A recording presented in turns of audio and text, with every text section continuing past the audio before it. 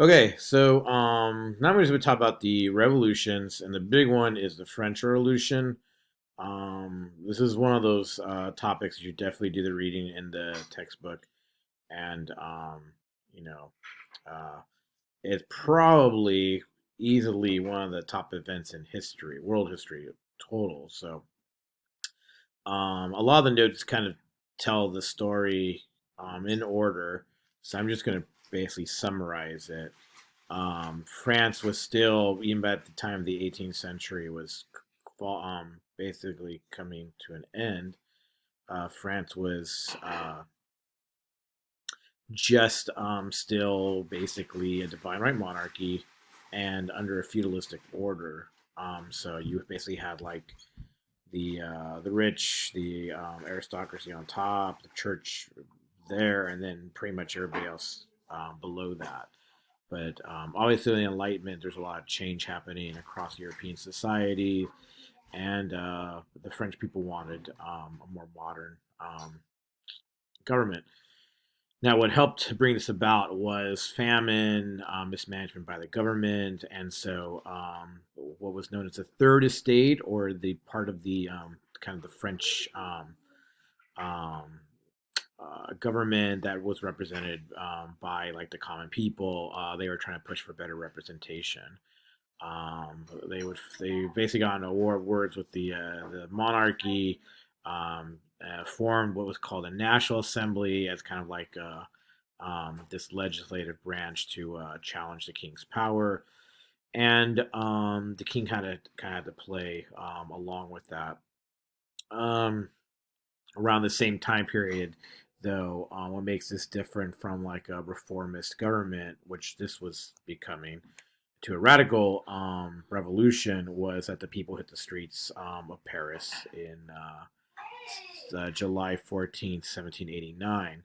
And this is the fall of the Bastille. So um, basically, the people, this is a revolution from below, the people rose up and forced the government to, make more radical reform. People are starving, so what would they have to lose?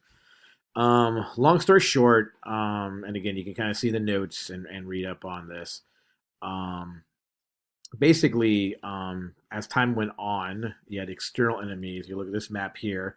So you think one of the difference between like the American Revolution and the French is that the French one's happening on the continent. You have all these states that we've been talking about who basically have divine right monarchs or close enough to absolute monarchs ruling, and so it's a threat. And so a radical government eventually will take over France, assassinate or put to death both the king and the queen, and then start to turn the tails of justice against the aristocracy, the church, etc. Anybody from that upper echelon of society. And then the wheels of this terror turns on the revolutionaries themselves. So it basically becomes the famous Bloody Terror. So thousands die within a matter of a few months. Eventually, a reformist government will take over. They'll take the power away from Robespierre and the other Jacobins, and set up basically kind of a stand-in government.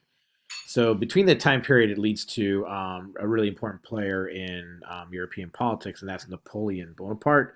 So Napoleon Bonaparte comes in after revolution is basically over, and he kind of continues the revolution through military conquest across Europe. And you can later look at the map that shows the territory that Napoleon had conquered.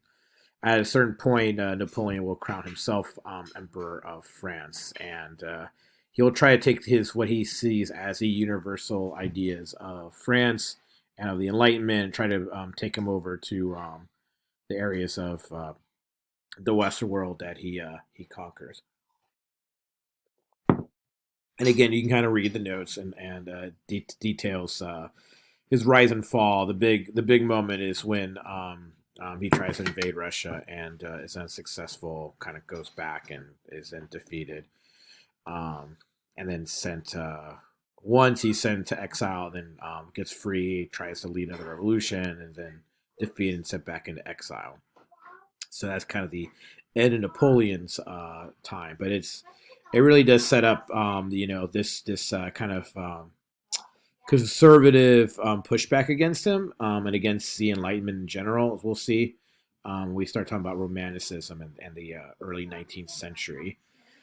Um, so the other main revolution to pay attention to is the Industrial Revolution. Industrial Revolution begins in England, begins in Great Britain, and again you can see the notes. But the more important thing to know is that it features this major turn to industry across England, and then it'll start to happen across the globe. Um, and so, things like what we know of as like the nuclear family, and living in the big city, and even here, like in this image, the smoke-filled skies, right, of kind of the ecological disaster of industry comes into being here. And so you have, like in this picture, the laws to like challenge some of the abuses of industry were pretty late coming, and so you actually had to like rely on novelists like Charles Dickens to write stories about like Scrooge, and being visited by the three spirits to basically like tell people getting what really wealthy during this time period to like use their wealth for for the greater good of society. Um, and again, you can kind of see as the time goes, you start with the factories, and then the big shift is in steam power, and finally it's in the railroads. And the railroads, one, mobility now is bigger than ever. People can actually get up and move all over the place. So again, this is where you get the mid 19th century, you get the big mass immigration over the United States.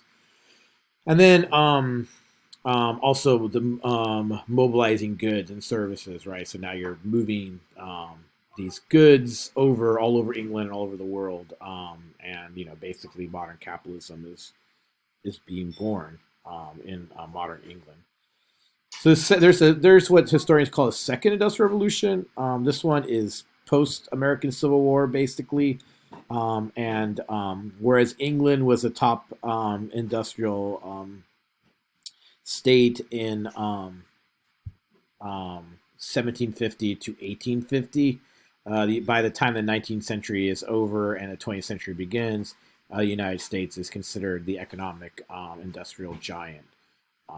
So, and I think the one takeaway to from all this, outside of just the fast way that technology grows or grew during this time period, was the way modern industry and with modern science created things like modern medicine. So people are living longer.